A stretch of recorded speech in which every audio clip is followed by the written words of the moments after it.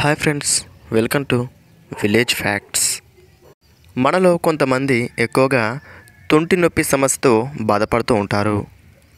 దీనినే సయాటికా నొప్పి అని కూడా అంటారు. ఈ తుంటి నొప్పి మొదట్లో వెన్నుపూస యొక్క చివరి భాగంలో మొదలయ్యి అది మెల్లిమెల్లిగా వ్యాపించి నరాల ద్వారా పిరుదులపై నుండి అరికాళ్ళ వరకు నొప్పి కలుగుతుంది. కొంతమందిలో విపరీతమైన నొప్పి కలిగితే మరికొంతమందిలో మాత్రం సూదులతో గుచ్చినట్టుగా నొప్పి కలుగుతుంది. ఈ తుంటి నొప్పితో బాధపడే వాళ్ళు సరిగా అడుగు తీసి అడుగు వేయలేని పరిస్థితి ఉంటుంది. కూర్చుంటే నిల్చోలేని, నిల్చుంటే కూర్చోలేని స్థితికి చేరుకుంటారు. కనీసం దగ్గాలన్నా తుమ్మాలన్నా భయపడుతూ ఉంటారు. ఎందుకంటే దగ్గడం వల్ల తుమ్మడం వల్ల కూడా ఈ తుంటి నొప్పి విపరీతంగా బాధిస్తుంది. మరి న్యాచురల్గా ఈ తుంటి నొప్పిని ఏ విధంగా తగ్గించుకోవాలో ఇప్పుడు తెలుసుకుందాం. ఈ తుంటి నొప్పికి తగ్గించడంలో వావిలి చెట్టు ఎంతగానో ఉపయోగపడుతుంది. గుప్పెడు వావిలాకుల్ని తీసుకుని దాన్ని చిన్న చిన్న ముక్కలుగా కట్ చేసి ఒక గ్లాసుడు నీటిలో వేసి బాగా మరిగించాలి.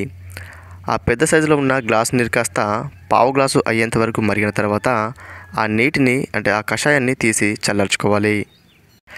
ఈ కషాయాన్ని ప్రతిరోజు 3 పూటల అంటే ఉదయం, మధ్యాహ్నం, రాత్రి పడుకునే ముందు 2 చెంచాలు తాగుతూ ఉండాలి.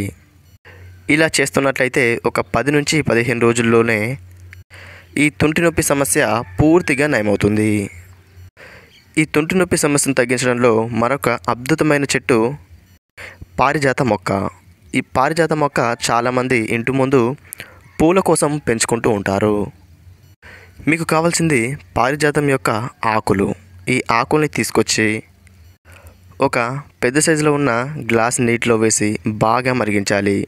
ఆ నీరు కాస్త పావు గ్లాస్ అయ్యేంత వరకు మరిగిన తర్వాత ఆ కషాయాన్ని చల్లార్చుకొని ఉదయం, మధ్యాహ్నం, సాయంత్రం ఇలా 3 పూటల 2 చెంచాలు ఎటువంటి చక్కెర పదార్థంలో కలపకుండా తాగుతున్నట్లయితే ఒక 10 రోజుల్లోనే మీ తుంటి నొప్పి లేదా సయాటికా అనే సమస్య పూర్తిగా తగ్గిపోవడం అనేది జరుగుతుంది. ఫ్రెండ్స్, తెలుసుకున్నారు కదా తుంటి నొప్పిని ఏ విధంగా తగ్గించుకోవచ్చో. ఈ వీడియో మీకు నచ్చినట్లయితే ఈ వీడియోని లైక్ చేసి షేర్ చేయండి.